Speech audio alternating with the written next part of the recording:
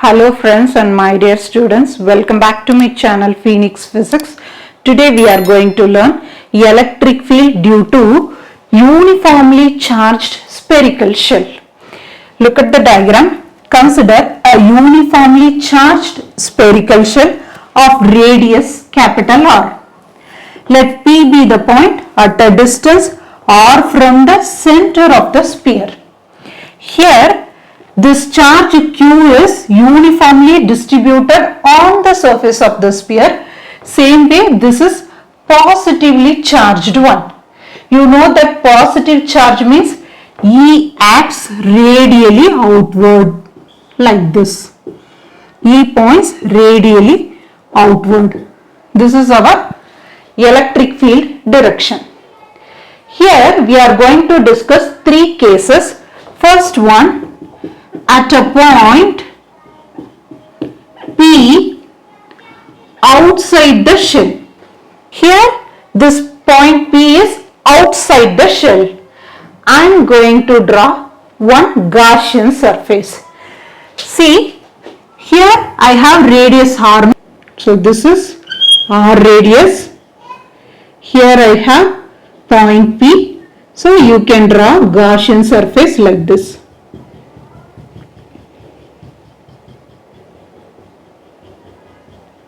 So this is my Gaussian surface. We have chosen spherical Gaussian surface. If it is one-dimensional wire means cylindrical Gaussian surface.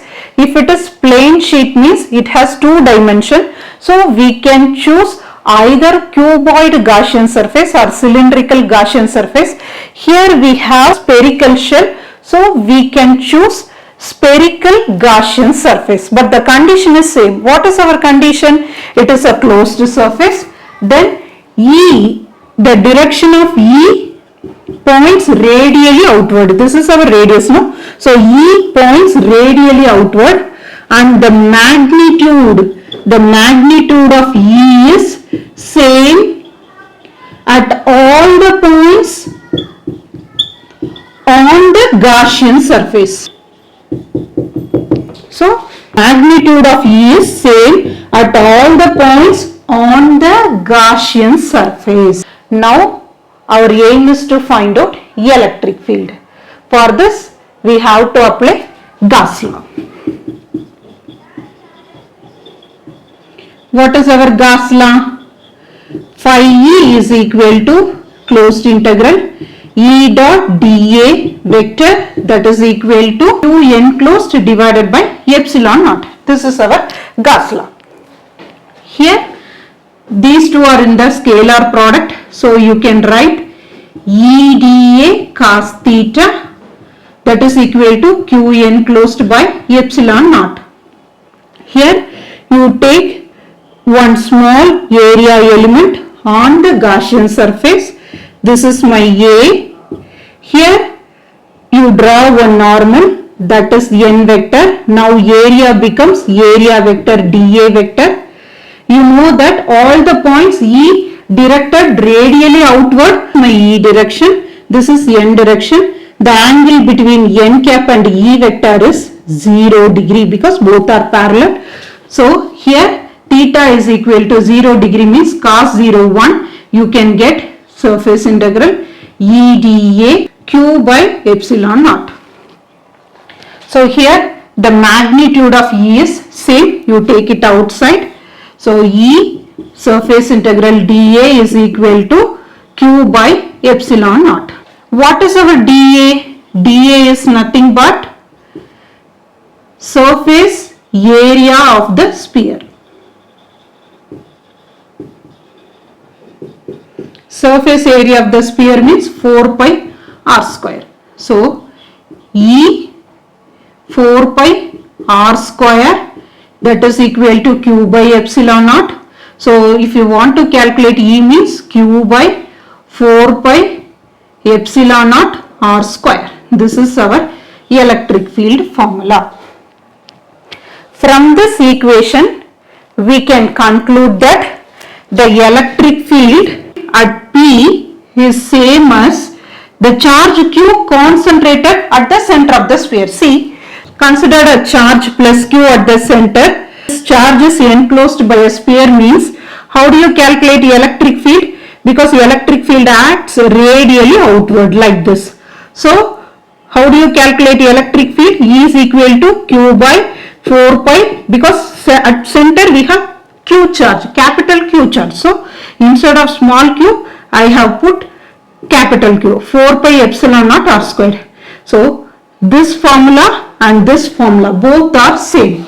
That is why I concluded that electric field E outside the shell at P is same as the charge Q concentrated at the center of the sphere. Both the formulas are same. Suppose if you want to write in the vector format means, in the vector format E vector can be written as q by 4 pi epsilon naught r square r cap. What is this r cap? R cap is unit vector. Next we are going to calculate case 2, that is point P on the surface of the sphere. This is our sphere of radius r. Let P be the point at a distance r from the center of the sphere. Here the P is on the surface of the sphere. So r is equal to r. Here this r is greater than radius of the sphere. R is greater than capital R. Here both the r are equal. So r is equal to r. For this we have already calculated E value, that is E is equal to q by 4 pi epsilon naught r square. Instead of small r you substitute capital R. Here you can write q by 4 pi epsilon naught capital R square, that is E. Because if you draw one Gaussian surface means like this. This is my Gaussian surface. Here E is equal to q by 4 pi epsilon naught r square.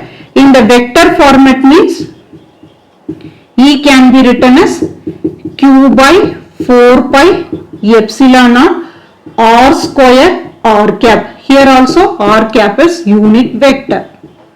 In case 3, here the point P inside the shell.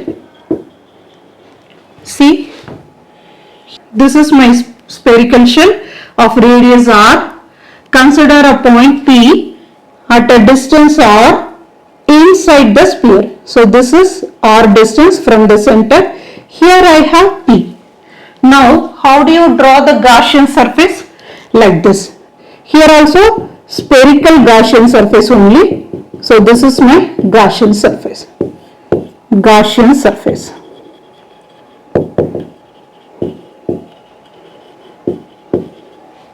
This is, here P is inside the shell.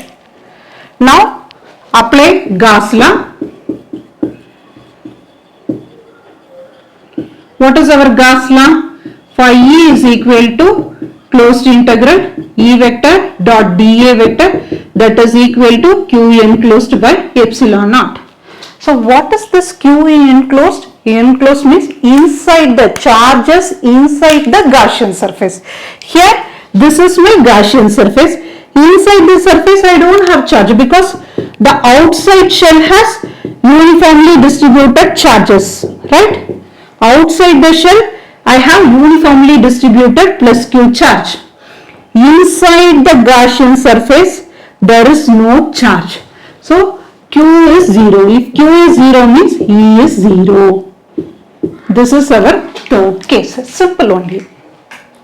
I am going to plot one graph between E vector and R vector. What is E? E is my electric field and R is distance. We obtained three results.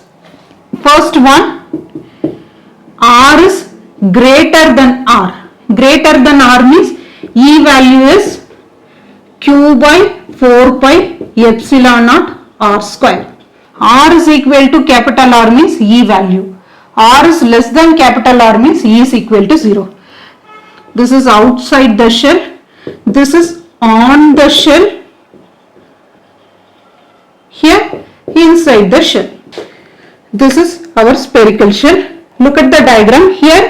Up to this portion inside the sphere. Inside the sphere means E is 0. So E is 0 inside the sphere. This line indicates inside the sphere.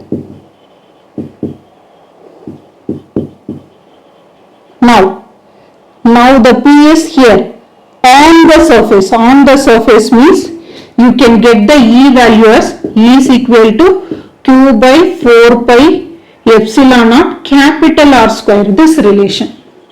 Because the P is at the surface of the sphere means R is equal to R. So you can get the E value as Q by 4 pi epsilon naught R square. Here this E value is maximum. Why did I say maximum? See, up to this you have 0 and you got one value, and again here you know that distance increases means E decreases. Here distance increases, so E decreases. The graph is like this. So here maximum, here decreasing E value, minimum E value. So E is equal to Q by 4 pi epsilon naught R square. So based on this pair, you can easily draw this graph. In this class, we discussed about electric field due to uniformly charged spherical shell. For this, we discussed 3 cases. First case, at a point P outside the shell. Then electric field E is Q by 4 pi epsilon naught R square. Second case, the point P on the surface means both the R are equal, so you can get E value as Q by 4 pi epsilon naught R square. Third case, point P inside the shell. So you can get E value as 0. Based on these results, we plotted one graph between E vector and R vector. I hope this video is useful to you. If you like my video, please share and subscribe my